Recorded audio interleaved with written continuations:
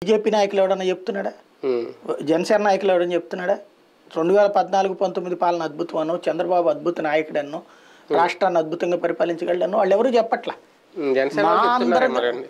మేము కలస్తం ద్వారా మంచి పాలన తెస్తామంటున్నారు కానీ అవును. చంద్రబాబు మంచి పాలకుడు కాబట్టి నేనని చెప్పట్లా.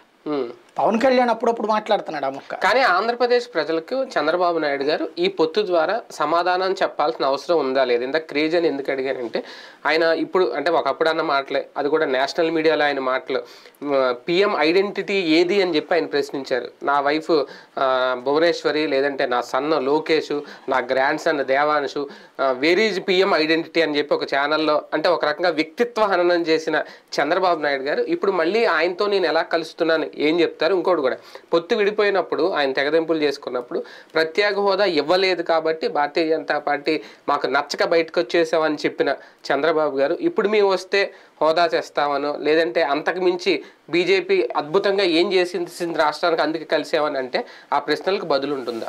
బాబు ఏం చెప్పరు సమాధానం. ఇప్పుడని చెప్పారా ఆయన ఏనాడన్నా సమాధానం చెప్పారా? ఇప్పుడు 2014-19